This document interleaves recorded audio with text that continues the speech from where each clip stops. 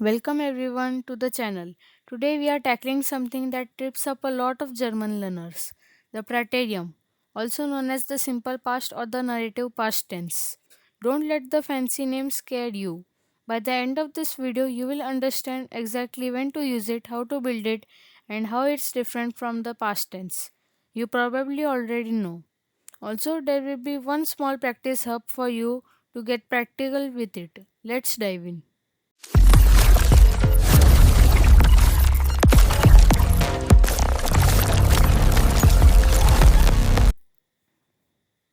So, here's the big picture before we dive into details. The Praetorium is what I like to call the storytelling past. It's the tense you will find in books, novels, newspapers, and formal reports. Think of it as the past tense of writing, not really the past tense of everyday talking. That distinction is the single most important thing to remember for today. So keep it in mind as we go. German actually has two main ways to talk about the past, and choosing between them depends on context. On the left, we have the conversational past. That's the one built with haben or sein plus a past principle, like ich habe gesagt. You will hear this constantly in spoken German and casual texting. On the right is our star today, the praterium, used in written text and formal speeches. Notice the tone difference too. Conversational past feels personal and immediate, while the praterium feels more historical and detached. And structurally, the praterium is just one single word, while the conversational past splits across the sentence. Keep this table in the back of your mind, we will come back to it.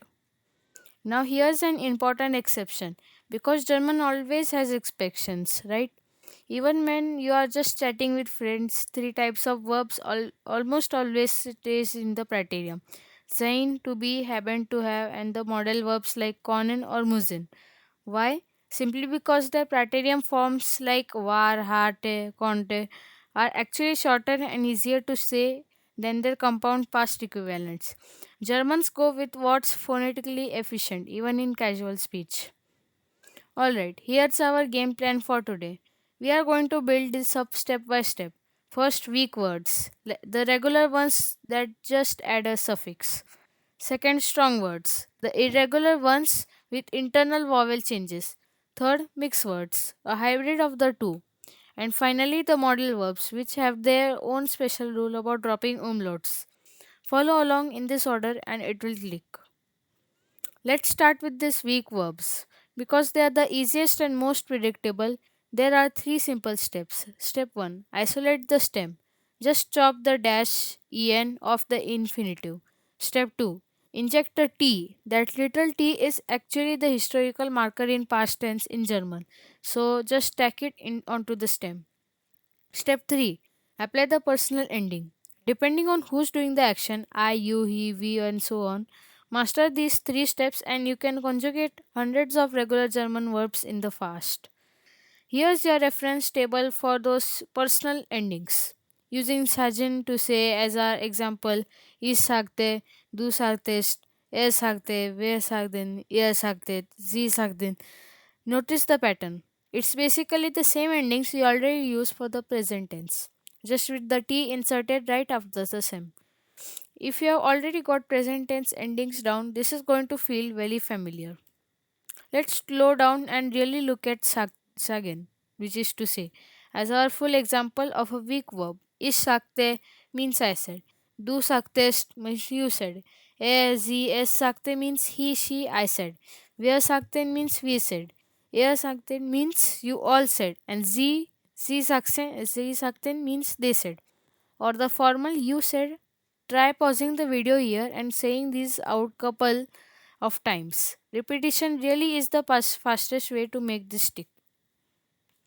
Let's walk through the whole process one more time with learning, meaning to learn.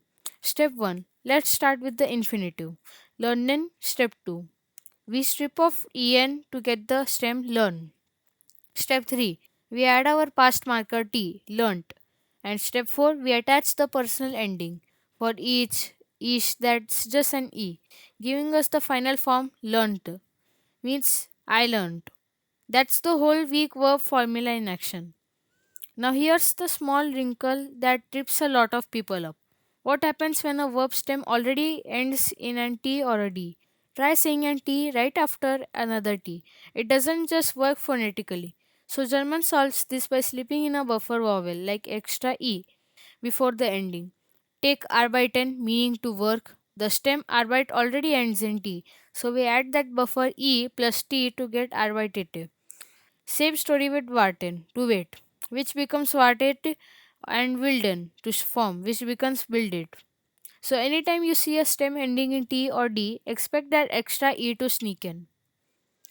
Okay, time to shift gears completely. Strong verbs play by a totally different set of rules. Instead of adding just a totally different set of rules, instead of adding a suffix like weak verbs do, strong verbs change internally. This is called an ablaut, a shift in the vowel right inside the stem. Compare spielen, a weak verb, which becomes spiel thereby adding e and te, versus gehen, a strong verb, where the e simply transforms into an I, giving us ging. No suffix at all, just the internal vowel swap. This is the part of German grammar that really does need memorization since there is no formula to derive it. But don't worry, we'll give you patterns to help. Here's a quirk that's really important to nail down. Strong verbs in the ish and as forms take absolutely no ending at all after the vowel shifts. So after again, it's just ish ging or not ish ging and air ging not ging. The shifted stem stands completely on its own for these 2%. This trips us even intermediate learners, so make a mental note. No ending after the vowel shift for ish and as yes. Strong verbs tend to follow recognizable vowel shift families, which makes them a bit more learnable than the first appear. E often shifts, as in spraken, becoming sprash, to speak, becoming spoke. I can shift too, like singen to sang, to sing to sang. I becomes a long I, as in bleiben, to bleibe, to stay, or to means to straight, and A can shift to you, as with fahren to fuhr, to drive to drove. You won't memorize all of German strong verbs overnight, but spotting these families will help the pattern stick faster. Let's fully conjugate gehen to go since it's one of the most common strong verbs you will use. Ich ging, I went. Du gingst, you went. Sie, es ging. He, she, it went. Wir gingen, we went. Ihr ginget, you all went. Sie gingen. They went or formal you went. Notice again, ich ging and er ging has zero extra ending, exactly like we just discussed. Let's compare present and past side by side with Z and to Z. In the present, as it me then Beris means he sees the report. Notice the vowel already shifts from E to I in the present tense for the third person. But in the Praterium, it shifts again, this time to A. As then Berist. He saw the report. And once again, no extra suffix. Just that clean vowel change carrying the entire meaning of past. Now for the hybrid category, mixed verbs. Sometimes called irregular weak verbs. These combine both words. They get an internal vowel shift like strong verbs, and they still take the weak te suffix. Take canon to know in the past, it becomes cantu. Notice both things happening. The vowel shifts from E to A, and there's also an consonant simplification from double N to single N. Plus, the weak TE ending gets stacked on at the end. It really is the best or worst of both worlds. Let's look at two more classic mixed words bringen to bring. Present tense ich bringe shifts its vowel from I to A and takes the TE suffix, giving us ich brachte, I brought. And vision to know a fact. A present ish wise shifts from I to U with a consonant change plus TE, giving us ish vaste. I knew. These are high frequency words, but it's worth search memorizing these two forms directly. Here's a neat little rule specifically for modal verbs. Words like Conan, Musen, Dolphin, and so on. In the Praterium, modals will simply drop their umlauts. If the infinitive had those two dots over the vowel, the past tense loses them completely. So Conan becomes Conte, not Conte, which would actually be a different form entirely. The subjugative. Just remember, dots in the present, no dots in the past. Here's a complete cheat sheet for all six modal verbs in the Präteritum using the ish, air, zs forms. Dürfen to be allowed to becomes dürfte. Können to be able to becomes konnte. Mogen be to like becomes mochte. Müssen to have to becomes musste. Sollen to be supposed to becomes solte and wollen to want to becomes wolte. I would generally recommend pausing here and copying this table down. These six words come up constantly in both writing and speech.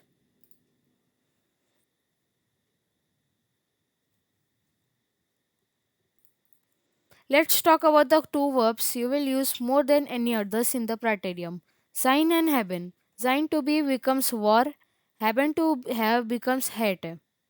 These two are so short and so much easier to say than their compound past equivalents that Germans use them in the Praterium even in casual conversation. If you only memorize two Praterium forms from the whole video, make it these two, war and hate. You will hear them everywhere. Now that you can build individual Praterium verbs, let's talk about stringing events together into an actual story, which is really the whole point of this tense. Three key connectors words help you do that.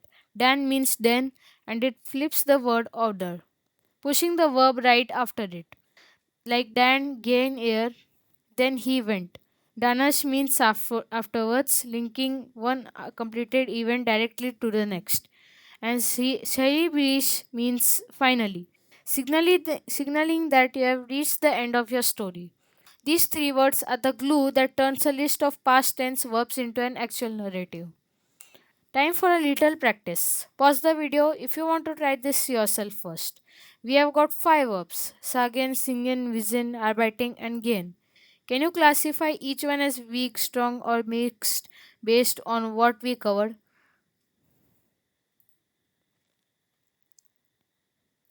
Okay, so sagen becomes sagte, which is a weak word, just a suffix. Singen becomes sang, which is a strong, pure vowel shift with no suffix.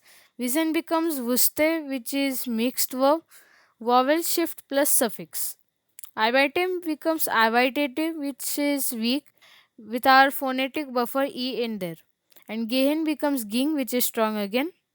How did you do? Let's try a bigger challenge. Translating a whole present tense passage into a narrative past. Here's our sentence in the present. Wir gehen ins Büro und arbeiten an dem Projekt. Danach müssen wir den Kunden anrufen. We go to the office and work on the project. Afterwards, we have to call the client. Now watch it transform into the Praterium. Wir gingen ins Büro und arbeiteten an dem Projekt. Danach müssen wir den Kunden anrufen. Notice every single verb shifted. Gehen to gingen, arbeiten to arbeiteten, and our model müssen to musden.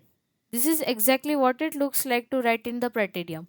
Every past action that gets converted consistently across the whole passage. Let's wrap up with a 5 step checklist you can run through anytime you are reading or writing German in the Praterium. 1. Identify the word classification first. Is it weak, strong, or mixed? Before you try to conjugate it. 2. Strip the umlauts from modal verbs. Remember, dots disappeared in the past. 3. Apply the zero ending rule. No suffix for ish and as on strong verbs. 4. Deploy the phonetic buffer. Add that extra e for weak verbs whose stems end in d or t. And 5. Remember where this tense actually belongs. Reserve it for formal writing and storytelling. Since sein, haben, and the models are really the only ones you will hear regularly in spoken German. Now, let me show you how your assessment is going to be. So, this is our Praterium simulator for lesson 8 here, interactive training for the formal narrating past. So, there are four phases in here, which phase 1 is grammatical foundation check, where it will ask you few questions where you have to give answers from these four options, any one of these will be correct from here. And there are some basics which are explained in this box right here, so you can understand a small idea of what you are understanding from the video. And the second phase is architecture sorting. On every phrase there will be this small information box right here to help you understand little bit. And this architecture sorting, there will be a word you need to identify whether it's a weak word, strong verb, or a mixed words. So and it's also one in the three correct. And the third one is the conjugation engine, which also provides some information. Thus, and there's a fill in the blanks here. The skin dash suffered ein, and you have to fill in this blanks with something that will be suitable here. And then after you have done filling all of these, you can click on execute verification, and then it will tell you which ones are correct, which ones are not correct. And the fourth one is the phonetic simplification rule. It's the same fill in the blanks thing, only it's per words only. And here's also information given for per word, which obligation musen ish, and then you have to write the past form as musen, endorphin, and all of these. And also you can click the button right here to see which ones are wrong, which ones are right. Only this much. So that's the Präteritum in the nutshell. If this helped clear things up, drop a like, subscribe for the rest of the series, and let me know in the comments which verb type, weak, strong, or mixed, gives you the most trouble. See you in the next lesson, Bisbald. Also, by the way, the practice hub is given in the pinned comment and description below, so don't forget to check that. Thank you.